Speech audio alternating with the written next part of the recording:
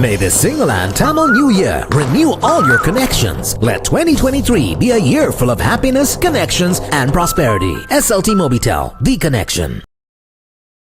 Sinhala and Tamil New Year. Now first up, let's take a look at your headlines.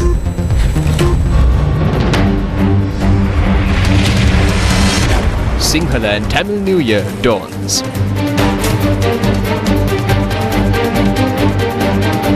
President reassures government's commitment to debt restructuring process. Sri Lanka requires an expeditious debt resolution, says IMF Deputy Chief. What washed up on the shores of Trincomalee? Investigations continue. Commissioner General of Examinations says A-level paper marking can be expedited if university lecturers join the process. FUTA says no change in stance. Now the Sinhala and Tamil New Year dawned at 2:59 p.m. today.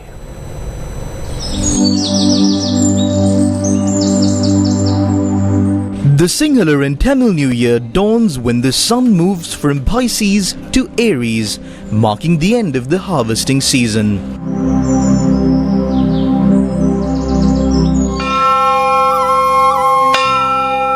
The Punya Kale or auspicious times were marked at 8:35 a.m. on Friday.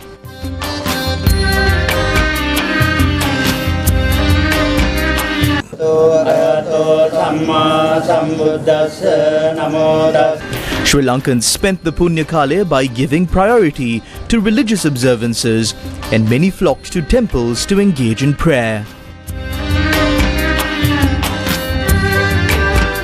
Hindu devotees visited kovils across the country to engage in religious observances.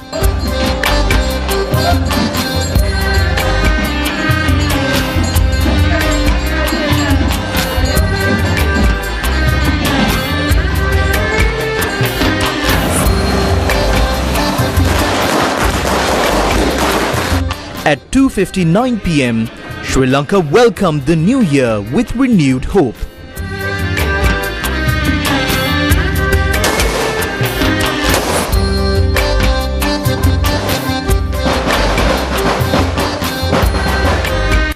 The auspicious time to prepare meals was at 3:29 p.m. Astrologists say that it is wise to light the hearth clad in light mixed colored clothes while facing the direction of south, and to prepare milk rice mixed with curd as well as sweetmeats containing uddu flour.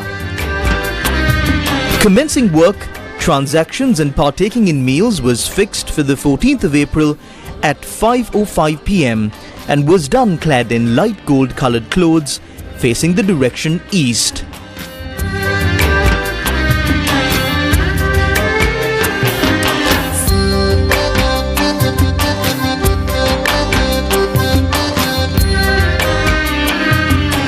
The time for anointing oil is fixed for the 16th of April at 9:41 a.m. and should be done clad in red and yellow while facing south. Leaving for work is fixed for the 17th of April at 6:28 a.m. and should be done clad in white colored clothes facing south when leaving the house.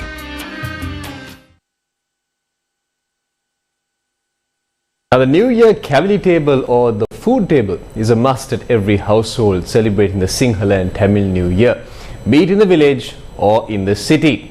Now, the New Year sweets are usually prepared by the matriarch, and when they cannot be prepared at home, there are ready-made packs available in the market. Now, this report is about the cost incurred to prepare the New Year sweets and was published by publicfinance.lk yesterday. According to publicfinance.lk, the cost to produce 20 pieces of cookies in 2019 was 149 rupees, and in 2023 it increased to 381 rupees. In 2019, a kilogram of banana only cost 94 rupees, and this time around the price hit 254 rupees. In 2019, it only cost 72 rupees to prepare 10 pieces of milk rice, and in 2023 that cost rose to 162 rupees. In 2019 it cost 124 rupees to produce 15 pieces of alua, and this time around it costs 254 rupees. A kilogram of butter cake costs only 370 rupees in April 2019, and this time it costs 910 rupees. It cost 723 rupees to produce 20 pieces of cow, and that figure rose to 1,674 rupees in 2023. A kilogram of dodol cost 452 rupees to prepare in 2019, and in 2023 it cost 978 rupees. In 2019 it cost 192 rupees to produce 15 pieces of moon cow, and in 2023 it costs 522 rupees. Now on to some other news. President Ranil Wickremesinghe says that Sri Lanka will engage with creditors on the principles of comparable treatment. He was speaking at the launch of the debt restructuring negotiation process on Sri Lanka by India, Japan and France. Japan, India and France held a press briefing on the sidelines of the IMF World Bank spring meetings to announce the launch, and three creditor countries have been closely working towards a coordinated debt restructuring plan for Sri Lanka. Your Excellencies and distinguished colleagues, let me thank the Government of Japan for organizing this crucial meeting together with the governments of India and France. Today's event marks the beginning of a coordinated effort of official bilateral creditor nations to make swift progress in resolving Sri Lanka's debt distress. We in Sri Lanka have made a series of critical policy adjustments in accordance with the extended arrangement under the EFF. I am also submitting the extended arrangement to Parliament for its approval. Thereafter, the government will bring legislation incorporating the main features of this arrangement. However, as you are aware, domestic policy efforts in this context is insufficient to resolve the deep imbalances in our economy. We thank the authorities of Paris Club as well as non-Paris Club nations for offering timely financing assurances and the required consent that enable the IMF to approve Sri Lanka's request for a fund-supported comprehensive economic adjustment program. We also thank private creditors for supporting these efforts. My government remains committed to continue to engage with all creditor nations and other stakeholders in a transparent manner based on the principle of comparable treatment. I would like to reiterate this commitment at today's meeting. Let me once again place on record my deep appreciation of your efforts in assisting Sri Lanka. I hope that our other bilateral and multilateral partners as well as commercial creditors will also join with you in providing assistance to Sri Lanka to successfully complete the debt restructuring process at the earliest. At this critical juncture of our economy, we rely on your swift, continued and unwavering support to re-emerge from this crisis and establish a solid foundation enabling us to uplift the socio-economic well-being of our population and regain our national pride. I want to commend the governments of Sri Lanka for its resolve in implementing the policy measures required to restore macroeconomic stability. Now creditors should keep the momentum and start the restructuring process in a coordinated manner to ensure transparency and comparability of treatment based on their financing assurances and IMF parameters. The Sri Lankan government's public commitment in favor of transparency, information sharing and comparability of treatment lay a strong foundation for the debt treatment ahead. This creditor committee is open to other creditors who are invited to join.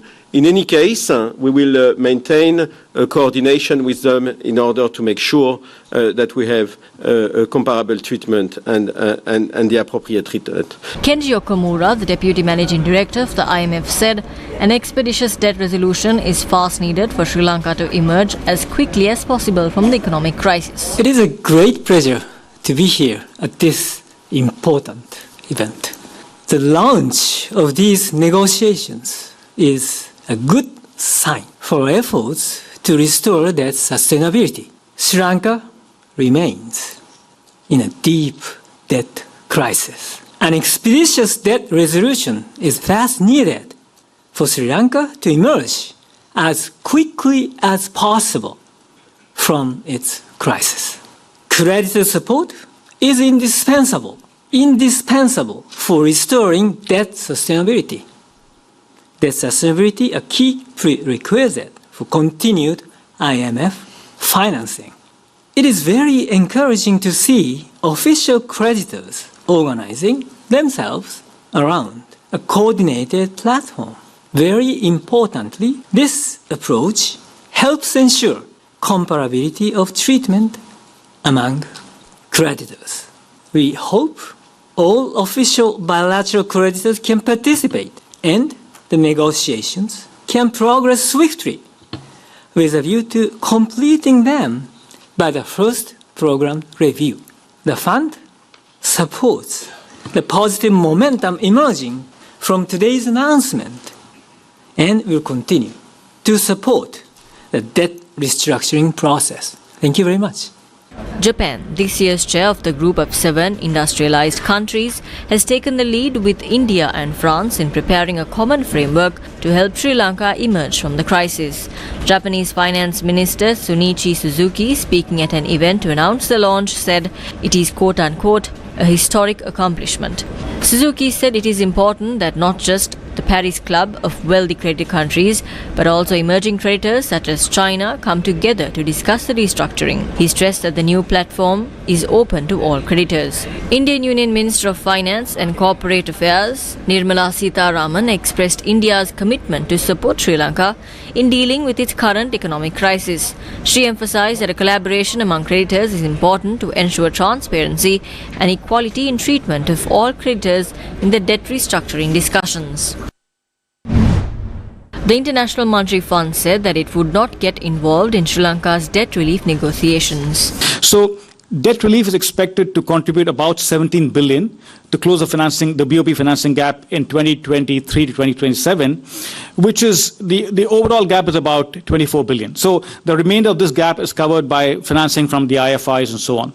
So the decision on how the restructuring happens in terms of providing debt relief, that's something which varies. It has to be negotiated between Sri Lanka and its creditors. Now, it could take the form of, principal haircuts, extension of maturity, and interest reduction. So what form it takes has to be negotiated between Sri Lanka and its creditors, and we don't get involved in that. Sri Lanka is expected to outline a strategy or a blueprint to engage with creditors later this month, and that will provide a basis for engaging with the creditors on the restructuring. Sri Lanka is expected to unveil its restructuring blueprint by end April.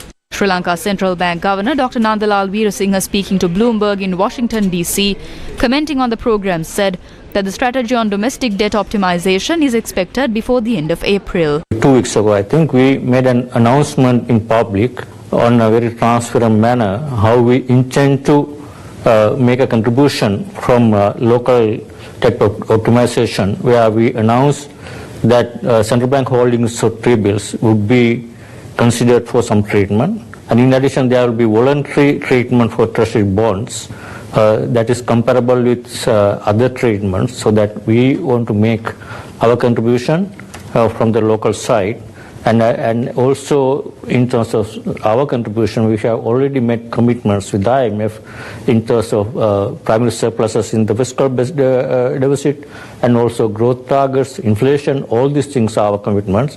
In addition, next step is to have some kind of domestic debt optimization. Then the sequencing is that after we announce that strategy, we are committed to announce our strategy by end of April. Then we will can continue the process with commercial creditors, asset bilateral creditors to make it complete. Chinese Foreign Ministry spokesperson Wang Wenbin said that China will continue to support Chinese financial institutions in actively working out the debt treatment. He said China will work with relevant countries and international financial institutions to jointly play a positive role in helping Sri Lanka navigate the situation, ease its debt burden, and achieve sustainable development. Chinese Foreign Ministry spokesperson Wang Wenbin said China calls on commercial and multilateral creditors to take part in Sri Lanka's debt restructuring based on fair burden sharing. Now in other news, Sri Lankan authorities are yet to confirm the nature of the substance that washed up on the shores of Trincomalee in the seas of Sri Lanka since Wednesday. The National Aquatic Resources Research and Development Agency, or NARA, and the Marine Environment Protection Authority, or MIPA, had launched separate investigations. A tar-like sludge washed up on the shores of Trincomalee in the Sea of Sri Lanka on the 12th of April along the coast from Uppaveli to Nilaveli. On Thursday the 13th, a team from the Marine Environment Protection Authority visited the area for inspection and obtained samples for testing. Environmental groups suspect the sludge may have been disposed into the Sea of Sri Lanka by a South Korean flagged LNG tanker named Soyo that was anchored off the Trincomalee harbour. However, MIPA said there was no evidence to claim that the sludge was disposed from the said LNG tanker. An observation of the activities of ships in the area of the Trincomalee harbour, as tracked by marinetraffic.com, shows that the number of ships in the area is comparatively low. However, authorities have still not identified the cause for the sludge washing up on Sri Lankan shores. This was the situation along the eastern coast on Friday. Personnel from the National Aquatic Resources Research and Development Agency, or NARA, visited the site to collect more samples for testing. Shamali Veerasekara, the principal scientist at the Environmental Studies Division of NARA, said that once samples are obtained, the tests will be conducted in an expeditious manner. Personnel from the Marine Environment Protection Authority, or MIPA, visited the site for an inspection once again on Friday the 14th.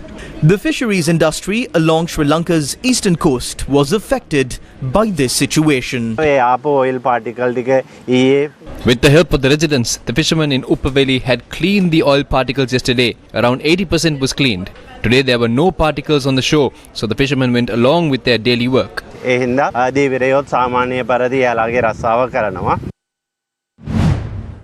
Compensation due to Sri Lanka by the company that owned the ill-fated Express Pearl cargo ship that caught fire and sank to the bottom of the ocean has become a topic that is being widely discussed once again following a statement made by Justice Minister Dr. Vijayadasa Rajapaksa. The Express Pearl disaster is considered as one of the worst maritime disasters in recent history. Sri Lanka's Justice Minister Dr. Vijayadasa Rajapaksa has requested the country's police chief to conduct an investigation over the solicitation of a bribe, while Sri Lankan authorities were in talks to secure compensation for the destruction caused to the Sea of Sri Lanka. MIPA must take responsibility for it, and the case must be filed by the Attorney General's Department. There was a tug of war between these two institutions for several reasons, and later I intervened in the matter. The reports required to file the case were not presented on time. I set a deadline for the 23rd of September last year to hand over the specialist report to me, but I wasn't given the report. I was only given the report in January this year. We handed over the report to the Attorney General's Department on the very same day. In the middle of all this, I received information that the insurance company had paid a bribe to someone to delay this process or to prevent the case from being filed and to disrupt the process. I don't know if these details are accurate or not. I received information that a sum of $250 million had been transferred to an individual's account in London. I got this information about 4 to 5 days ago. I gave this information to the Inspector General of Police, and the information has been passed to the Director of the CID, and I requested for a report to be submitted to me as soon as possible as to if such a sum of money had been transferred and whose account it belonged to. A report prepared by the expert committee appointed by the Marine Environment Protection Authority revealed that Sri Lanka must secure $6.2 billion as compensation from the owners of the Express Pearl for the destruction caused to the marine environment in the Sea of Sri Lanka. The reports to secure compensation were already directed to the Attorney General's Department, and the Cabinet also gave the green light to file a case against the owners of the Express Pearl in Singapore. However, experts have raised concern with regard to heading to Singapore to file a case to secure compensation. If you consider the present state of the economy, Sri Lanka will have to spend on lawyers from Singapore. The total cost to file a case over there would cost around $4.5 million. We can only cover this cost if we win the case. I wonder why Sri Lanka is filing a case overseas instead of filing it in a local court.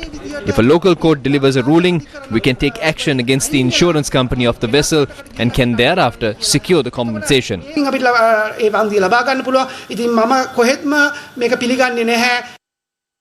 The Sea of Sri Lanka that surrounds the island has a value unmatched by any other region in the world in terms of geopolitics, natural resources and biodiversity. Trincomalee, located in the Sea of Sri Lanka region, is an extremely important natural harbour not only for Sri Lanka but for the entire world. The Trincomalee harbour is a large natural harbour and its strategic importance has shaped its history. The Trincomalee harbour is one of the greatest natural assets that the country owns, in addition to the coastal belt, the ocean and the environment. Today, Sri Lanka's ecosystem with natural resources is facing a new type of threat with the challenges that have arisen in the marine environment.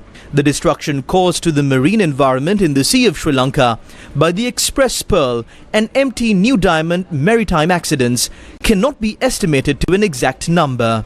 To date, Sri Lankan authorities and politicians alike have failed to secure reasonable compensation for the destruction caused by these maritime accidents. In addition to the failure, the newly emerging issue is the corruption associated with this.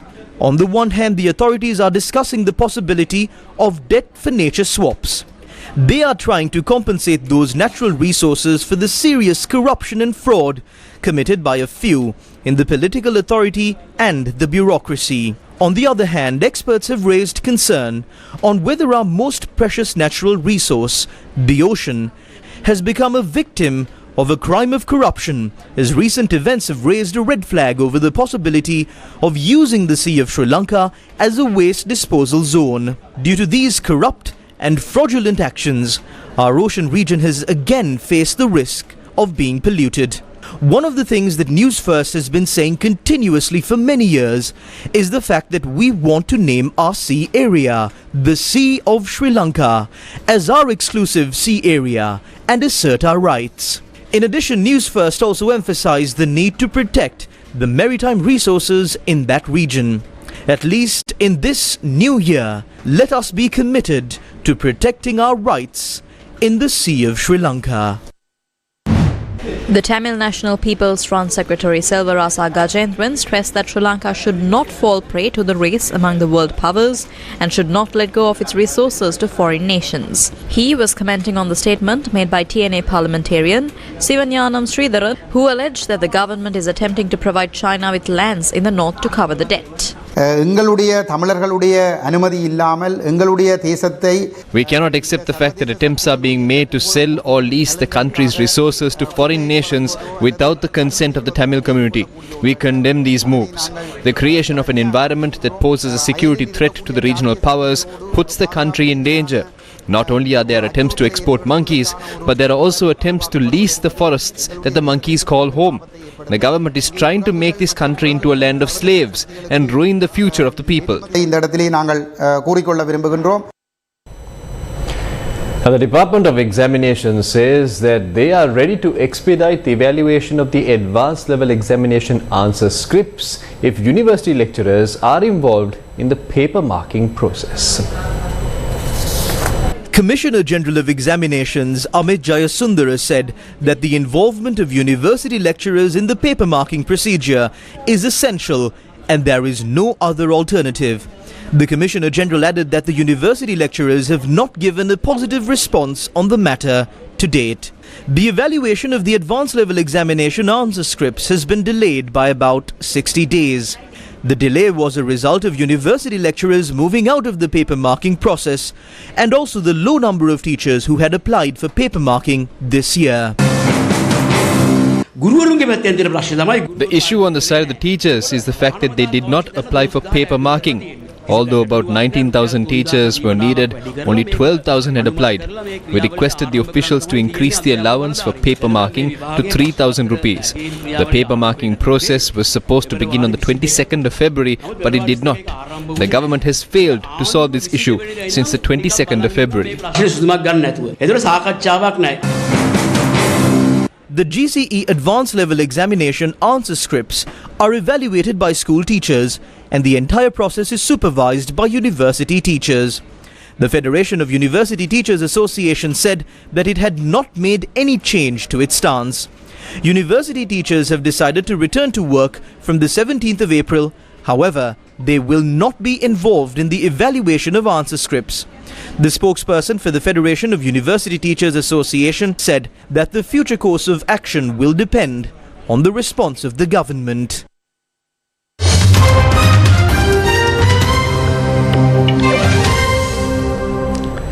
Now in news overseas, over 1.5 million people marched yesterday, according to trade union figures, in a 12th national day of protest strikes against French President Emmanuel Macron's pension cuts in the lead up to today's ruling by the Constitutional Council. The protests again reveal the explosive conflict between the working class and the capitalist state as Macron, the president of the rich, rams through a pension cut opposed by 3/4 of the French people. There still remains explosive anger across France and wide layers of workers who are mobilized against the law. The working class has to bring down Macron by a general strike, and this can only be done by building a movement of the rank and file independent and bureaucracy. Now, a powerful former minister and two-time presidential candidate in Peru has been sentenced to 12 years in jail for his role in the brutal murder of an investigative journalist 34 years ago. Former Peruvian presidential candidate Daniel Oresti has been sentenced to 12 years in jail for his role in the murder of a journalist in 1988 at the height of the country's brutal civil conflict. The 66-year-old ex-interior minister had been a military intelligence officer who was one of a death squad of 6 military officers who carried out the slaying of Hugo Bustillos of a publication Cartas in 1988. Bustillos and another journalist, Eduardo Rojas, had been on a motorcycle when they were ambushed. Rojas was wounded but managed to escape on the bike. But Bustillos was badly hurt and fell off the motorcycle. The military men then had placed explosives on him and blown him up. The commander of the nearby military base was convicted of the murder in 2007 and in turn implicated Oresti. He was found not guilty in a 2018 trial, but that verdict was overturned by Peru's Supreme Court, which ordered a new trial. His lawyers have said they would be appealing the new verdict. Oresti entered politics after leaving the army and was Minister of the Interior from 2014 to 2015. Peru, a country that's used to political turmoil, has seen its worst outbreak of violence in years, and from 2016 to 2022, it was ruled by 7 presidents, and some of them only governed for a few days.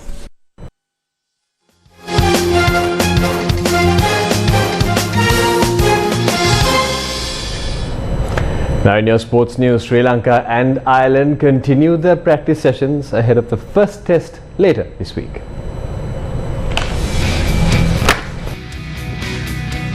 The Sri Lanka and Ireland cricket teams took to the nets at the Galle International Cricket Stadium for the second day today.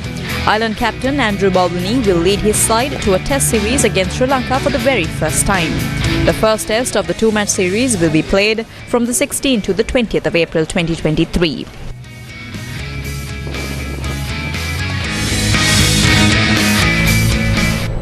And with that, we wrap up our news for tonight. For the News First team, I'm Shehan Radatunga. Do have yourself a great weekend, and thank you for watching.